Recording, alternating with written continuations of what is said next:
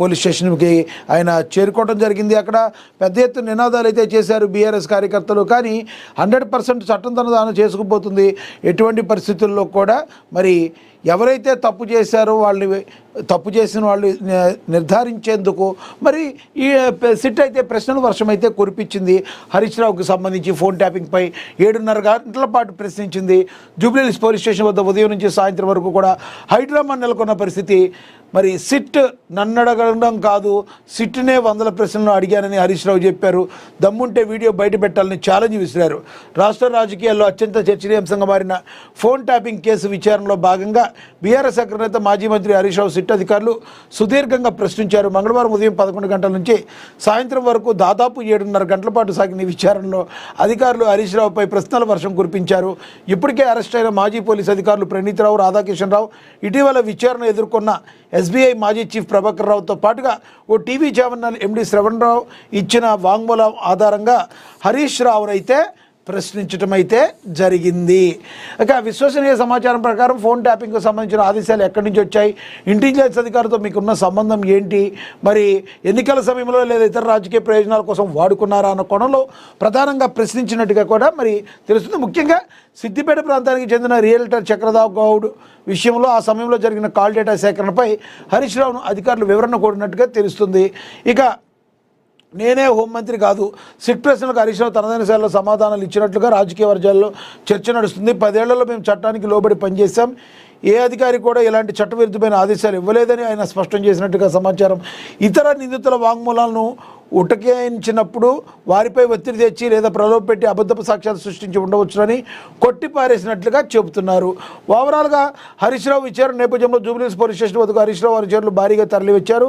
ఉద్రిక్తత నెలకొంది. మరి అయితే సాయంత్రం సమయంలో పలువురు దూసుకుపోగా పోలీసులు వారించి మరి పంపించి వేసినట్టుగా కూడా ప్రచురించడం అయితే జరిగింది. నేను సిట్టుకు 100 ప్రశ్నలు వేశా, విచారణ అనంతరం హరీష్ రావు దమ్ముంటే విచారణకు సంబంధించిన వీడియోలు విడుదల చేయాలని సవాల్, ఫోన్ ట్యాపింగ్ వ్యవహారంలో తనకేం సంబంధమని ప్రశ్న. మరి మనకు తెలుసు బీఆర్ఎస్ నేతలు చాలా డిఫరెంట్గా ఉంటూ ఉంటారు. మరి సిట్ని నన్ను అడగటం కాదు, నేనే 100 ప్రశ్నలు సిట్ అడిగానని అంటున్నారు. అంటే ఆచరణకు సాధ్యం కానివి బయటకు వచ్చి మాట్లాడటం, దమ్ముంటే మీరు ఆ ప్రశ్నల వర్షం ఏదైతే కురిపించారో దాన్ని బయట పెట్టాలని చెప్పడం, ఇదంతా కూడా ఒక హైడ్రామాగా మనమైతే భావించవచ్చు. ఎందుకంటే కొన్ని లోబడి కొన్ని పరిస్థితులకి కొన్ని పద్ధతులకి లోబడి పనిచేస్తాయి. సిట్ ఏం ప్రశ్నలు అడిగాయి అనేది ఇమీడియట్లీ బయట పెడతారు, ఎవరన్నా గోప్యంగా ఉంచుతారు. కాబట్టే బయటకు వచ్చి అబ్బో నేను సిట్నే 100 ప్రశ్నలు అడిగానని చెప్తాం. ఇది ఎలా ఉందంటే అదేదో శకుని మూవీ సినిమాలో ఏదో ప్రకాష్ రాజు బయటకు వచ్చి ఎన్ని తప్పులు చేసినా కూడా బయటకు వచ్చి ఇస్త్రీ నలగకుండా వెళ్ళి రాజకీయం చేద్దాం పదండి అన్నట్టు ఏదో ఇన్స్పైరింగ్గా తీసుకున్నట్టుగా మనకైతే కనబడుతుందని రాజకీయ విశ్లేషకులు అయితే చెప్తున్న పరిస్థితి. ఓవరాల్గా చూస్తే మరి ఫోన్ ట్యాపింగ్ కేసులో సిట్ తనను ప్రశ్నించడం కాదని తానే సిట్ని 100 ప్రశ్నలు అడిగారని మాజీ మంత్రి బీఆర్ఎస్ ఎల్పీ ఉపనేత హరీష్ రావు పేర్కొన్నారు. దమ్ముంటే విచారణకు సంబంధించిన వీడియోలను విడుదల చేయాలని ఆయన సవాల్ విసిరారు. మరి చీఫ్ ఇంటెలిజెన్స్ కూడా విచారణకు పిలవాలని ఆయన డిమాండ్ చేసినట్టుగా కూడా తెలుస్తుంది. ఓవరాల్గా ఇది ఆయన మరి బయటకు వచ్చిన తర్వాత మాట్లాడే మాటలు అయినప్పటికీ కూడా సిట్ అయితే కొన్ని ప్రశ్నల వర్షాన్ని అయితే కురిపిస్తున్నట్టుగా అయితే మరి తెలుస్తుంది. చూడాలి రానున్న రోజుల్లో ఇది ఏ రకంగా ముందుకు వెళుతుంది అనేది మనం వేచి చూడాల్సిన పరిస్థితి. ఇక అదేవిధంగా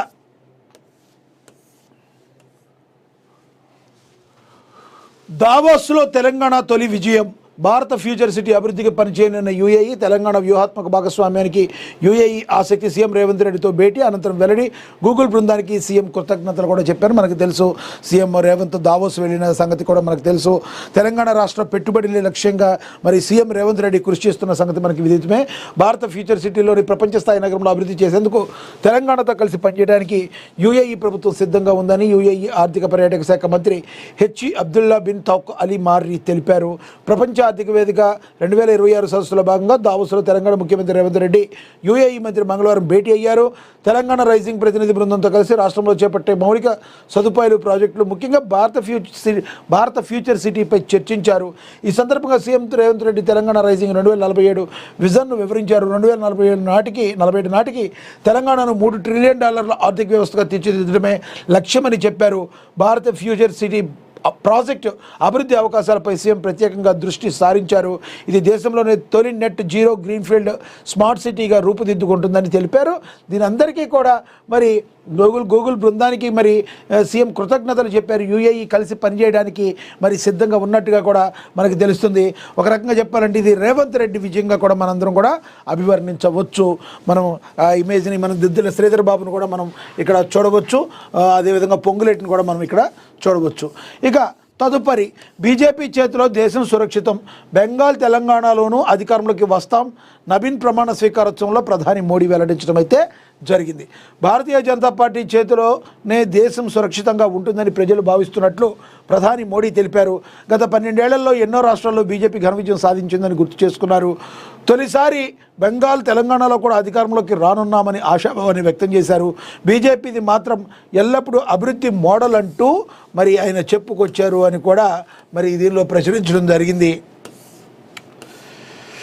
ఢిల్లీలోని బీజేపీ జాతీయ అధ్యక్షుడు నితిన్ నబీన్ బాధ్యతల స్వీకరణ కార్యక్రమంలో పాల్గొన్న ఆయన పలు వ్యాఖ్యలు చేశారు. బీజేపీలో సాధారణ కార్యకర్త కూడా పార్టీ జాతీయ అధ్యక్షుడు కాలగాలని ప్రధాని మోడీ తెలిపారు. భారతీయ జనతా పార్టీ నిర్ణయాలు, ఎంపిక అన్నీ కూడా ప్రజాస్వామ్యయుతంగా ఉంటాయని నరేంద్ర మోడీ పునరుద్ఘాటించారు. దేశ సేవ, ప్రజాసేవ లక్ష్యంగా పార్టీ శ్రేణులు పనిచేస్తున్నాయన్నారు. కార్యకర్త కేంద్రంగా పార్టీ సిద్ధాంతాలు ఉంటాయని తెలిపారు. బీజేపీ కార్యకర్తని కల్పించుకోవడమే తన గర్వకారణంగా ఉంటుందని ప్రధాని మోడీ పేర్కొన్నారు. అలాగే పార్టీ నిర్మాణం పటిష్టంగా ఉందని చెప్పారు. ఇక వచ్చే సార్వత్రిక ఎన్నికల్లో మరి తెలంగాణలో, బెంగాల్లో మేము అధికారంలోకి వస్తాము. ఇప్పుడైతే బెంగాల్కి ఆల్రెడీ ముందు జరగబోతున్నాయి. మరి వస్తామని ఆశాభావాన్ని అయితే వ్యక్తమైతే చేశారు. ఆశాభావాన్ని వ్యక్తమైతే చేయొచ్చు, కానీ అండర్ కరెంట్గా సంస్థాగతంగా ఇక్కడ ఉన్న పరిస్థితులు మాత్రం దానికి భిన్నంగా ఉంటాయి అనడంలో ఏమాత్రం మరి అతిశయోక్తి లేదేమో. బీజేపీ ఎప్పుడూ లేనంత క్లిష్ట పరిస్థితుల్లో తెలంగాణ ఉన్నమాట వాస్తవం. ఎందుకంటే ఒకళ్ళ మీద ఒకరికి సరిగ్గా కమ్యూనికేషన్స్ లేవు, ఒకరితో ఒకరికి సరైన రాయబారాలు లేవు, ఒకరితో ఒకరికి మాట్లాడుకోవటాలు లేవు. ఇలాంటి సమయంలో ఎటువంటిన ఈ టైంలో నాయకుల్లో మరి ఐకమత్యం కొరివిడి నేపథ్యంలో పంచాయతీ ఎన్నికల్లో ఎంతటి దారుణ పరాభవాన్ని మూటకట్టుకుందో మనకి తెలుసు. రానున్న ఈ వచ్చే ఎన్నికలు కూడా ఏవైతే ఉన్నాయో, మున్సిపల్ ఎన్నికల్లో కూడా అసలు తన సత్తా చాటాల్సిన అవసరం ఉంది.